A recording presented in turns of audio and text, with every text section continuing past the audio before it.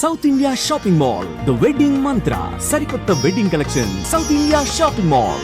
Okay, music director ఎవరైనా ఉన్నారా? ఈ మ్యూజిక్ డైరెక్టర్ ఐ మీన్ కొంత మ్యాటర్ ఏంటంటే కొన్ని పదాలు సరైన మ్యూజిక్ పడితే భలే ఎలివేట్ అవుతాయి. సరైన మ్యూజిక్ ఉండి కొన్ని పదాలు బాగోని కూడా ఎలివేట్ అవుతాయి. నిజం మాట్లాడుకుంటే అంత గొప్ప లిరిక్స్ ఉండవు, ఆ మ్యూజిక్ వల్ల హైలైట్ అవుతూ ఉంటాయి.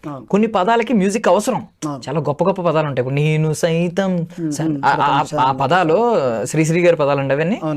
ఆ పదాలు మనకి తెలియాలంటే ఐ మీన్ ఒక మంచి మ్యూజిక్ పడింది కాబట్టి భలే ఎలివేట్ అయింది. తెలియని వాళ్ళు కూడా తెలుసుకున్నారు, ఓ శ్రీశ్రీ గారు ఇలాంటివి రాశారనమాట.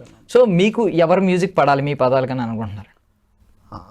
అలాంటి పర్టికులర్ లేదు, కానీ కాకపోతే మనకి ఎప్పటి నుంచి వింటున్నాం ఇళయరాజా గారు అంటే నాకు చాలా కొంచెం ఇష్టం అండి. అతని మ్యూజిక్ అంటే పదాలు చాలా నీట్గా ఉంటాయి, ఎక్కువ ఆడవాడు బ్యాక్గ్రౌండ్ మ్యూజిక్ ఉండదు, చాలా వినసొంపుగా ఉంటాయి పాటలు. సో ఆయన ఏఆర్ రెహమాన్ గారి ఇట్లా కొంచెం ఉందన్నమాట.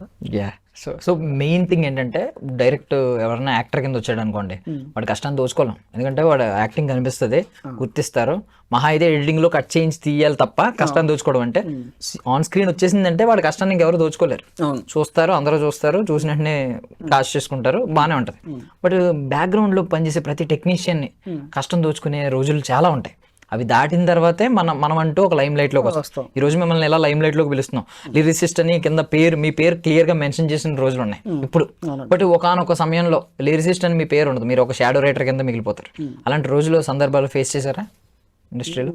లేదండి, నేను చేయలేదండి. అసలు మీరు ఫస్ట్ పాట ఏదైతే ఇచ్చారో ఆ పాట నుంచి మీ పేరు పడతారు, నా పేరు పడుతుంది. ఓకే, అది గాడ్ గిఫ్ట్ అనుకున్నది. ఇలాంటివి ఏం జరగలేదు నా లైఫ్ లో. అంటే మీరు కొంచెం ముందు నుంచి ట్రావెల్ అవుతున్నారు, ఈ పాండమిక్ కంటే ముందు నుంచి ట్రావెల్ అవుతున్నారు. పాండమిక్ నుంచి కొంచెం ఎక్కువ ఏంటంటే లైమ్ లైట్ లోకి వస్తున్నారు.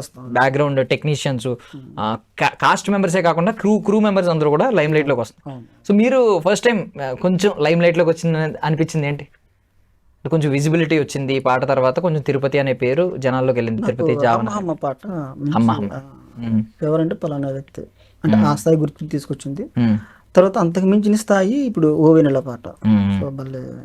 సో ఇప్పుడు హమ్మ హమ్మ సాంగ్ ముందు మీరు చూపించుకోవడానికి ఉంటుంది. అంటే మేబీ అందరికీ తిరుపతి తిరుపతి తిరుపతి అని మాట్లాడుకోరు.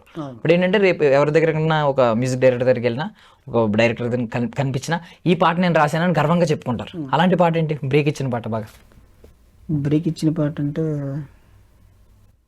నన్ను గుర్తించి 4 అవకాశాలు వచ్చే పాట మీరు చెప్పుకోవడానికి. మీరు ఇప్పుడు నేను రెజ్యూమ్ తయారు చేశాను అనుకోండి, నేను ఏం నేర్చాను, ఏ ప్రాజెక్ట్ చేశాను అని రాసుకుంటాను, రాసుకుని చూపిస్తాను. ఓ ఈ ప్రాజెక్ట్ నువ్వు చేసావా, ఓ నీ దగ్గర సబ్జెక్ట్ ఉందా అనుకుంటారు. అలా మీరు ఒక మంచి పాట మీరు చెప్తారు, మీ వర్క్ లో ఒక మంచి పాట అయితే చేసి చూపిస్తారు శాంపుల్ గా, ఈ పాట నేనే రాశానండి, ఓ ఈ పాట సూపర్ అని చెప్పి వెంటనే అవకాశాలు ఇస్తారు.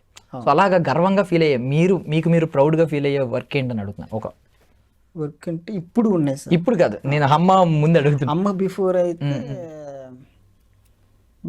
ఏబిసిడిలో ఒక పాట రాశాను.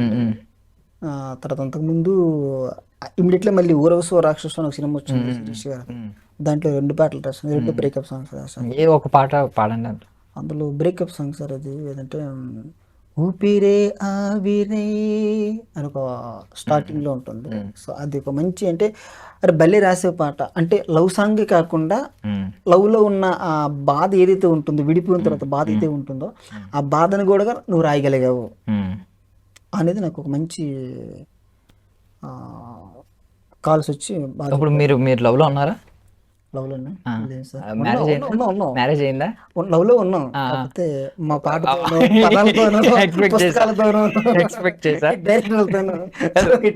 మీరు కొన్ని గతంలో ఎప్పుడైనా ప్రేమల్లో పడ్డ సందర్భాలు ఎక్కువే ఉన్నాయా? ఐ మీన్ కొంచెం లాంగ్ జర్నీ ఉందో ప్రేమతో? ఒకే పర్సన్ తో అయ్యి ఉండొచ్చు. కొంచెం ప్రేమలో ఉన్నారా? అసలు ఇప్పుడు దాకా ప్రేమలో లేరు. ప్రేమలో లేనప్పుడు ప్రేమను ఎక్స్పీరియన్స్ చేసి ప్రేమ గురించి ఎక్స్ప్లెయిన్ చేస్తూ పాటలు రాస్తారు. అది ఊహండి, ఊహకి అనుభవంతో సంబంధం లేదు. అంటే ఇప్పుడు ఇంతమందికి ప్రేమ లేఖలు రాసే మీకు మీరు స్వయాన ఒక ప్రేమ లేఖ కూడా రాసుకోలేదా? అవకాశం రాలేదు. వస్తే రెడీ. అంటే మీకు అవకాశం వస్తేనే శ్రీకాకుళం నుంచి ఇక్కడికి వచ్చారా? మీరే క్రియేట్ చేసుకున్నారు ఇక్కడికి వచ్చి? అనుకుంటూ అవకాశం ఉంటదేమనే ప్రయత్నంతో వచ్చాము. సో అంటే ఇప్పుడు ప్రేమే అనుభవం లేనప్పుడు బ్రేకప్ అనుభవం ఎలా వస్తుంది మీకు? మరి బ్రేకప్ మీద పాటలు ఎలా రాస్తున్నారు? అదే సార్, ఇప్పుడు ప్రేమను ఊహించుకుంటాం కదా. ఇప్పుడు ఊపిరి ఆగిపోతుంది, ఇలాంటి టర్మ్స్ మీకు ఎలా తెలుస్తున్నాయని నేను అడుగుతున్నాను. జస్ట్ జరుగుతుంటాయి కదా, సర్కిల్లో జరుగుతుంటాయి.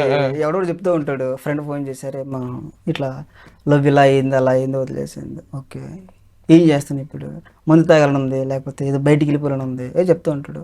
అండ్ ఓకే వీడి ఫీల్ ఎలా ఉందన్నమాట. సో దాన్ని మనం పట్టుకోవాలి. అనుభూతి చెందాలని అనిపించట్లేదా సయానా? ఎందుకు సార్ పాటలు రాసుకుంటే కదా ప్రశాంతంగా అవసరం మనకి అనుభూతులు దీంట్లోనే. ఇప్పుడు బేసికల్లీ ఇక్కడికి వచ్చిన తర్వాత లిటరేచర్తో పాటు మీరు ఇప్పుడు సాహిత్యం ఎలా రాస్తున్నారో మీకు పోయిటరీ పెరుగుతుంది, అంతా ఓకే.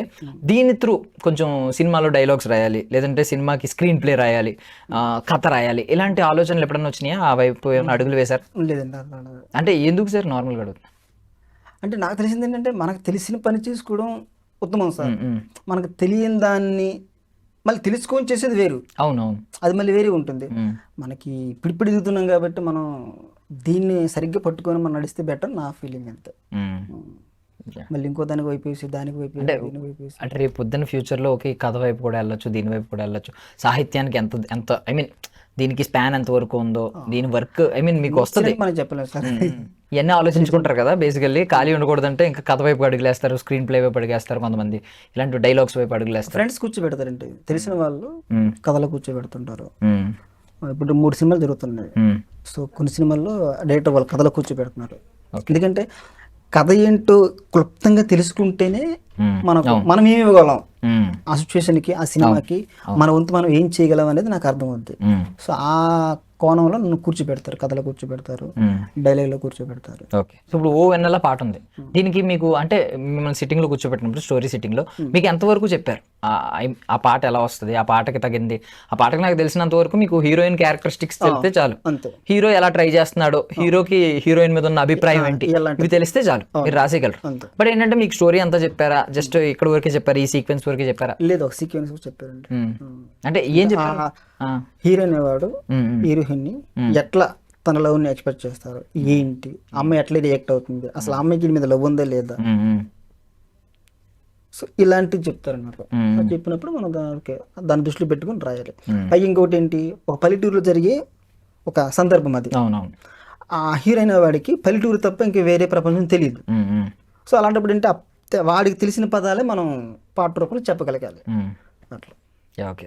సో ఇప్పుడు ఐ మీన్ ఇది అయిపోయింది, హమ్మ హమ్మ సాంగ్ ఉంది ఫర్ సపోజ్, ఆ సాంగ్కి ఏం చెప్పారు, అసలు ఎలా చెప్పారు? దానికి ఏంటంటే ఒక ఆటో డ్రైవరు, హీరోయిన్ వాడు ఒక ఆటో డ్రైవరు, అంత చదువు లేని వ్యక్తి, ఏదో సినిమాల్లో పనిచేసుకునే వ్యక్తి, ఆ కైండ్ ఆఫ్ చెప్పారు నాకు. ఓకే. సో ఒక ఆటో డ్రైవర్ ఏం పాడుకుంటాడు, వాడికి తెలిసిన సాహిత్యం ఏముంటుంది, నార్మల్ వర్డ్సే. కరెక్ట్. మనకు వాడి కోసం రాసినప్పుడు, అలాంటి వ్యక్తుల కోసం రాసినప్పుడు, అలాంటి హీరోల కోసం రాసినప్పుడు ఓ పుస్తకాలు తెలియ అవసరంలా, నార్మల్గా మన వాడుక భాషని పాట రూపంలో చెప్పగలిగితే చాలా అనిపించింది. అందరికి అది కూడా ఏంటంటే అందరికి అర్థం అవ్వాలి, అందరు పాడుకోగలగాలి, అట్ ఎ టైం మళ్ళీ సందర్భానికి ఉండాలి. ఓకే. సో అంటే ఒక పాట రాసినప్పుడు ఇన్ని దృష్టి పెట్టుకుని రాయడం జరుగుతుంది. కరెక్ట్. బికాస్ వాళ్ళ వాయిస్ కాబట్టి. అదే ఏబిసిడిలో అల్లు శిరీష్ గారు చదువుకున్న వ్యక్తి కాబట్టి కొంచెం మంచి పదాలు వాడతారు, కొంచెం పాష్ గా ఉంటుంది, ఆ సందర్భాన్ని బట్టి. ఇంకా అదే ఆ పదాలు కూడా hero characterisation, village backdrop లేదంటే సిటీ బ్యాక్ డ్రాప్ దృష్టిలో పెట్టుకుని ఉంటాయి, రాస్తారు. Super, nice.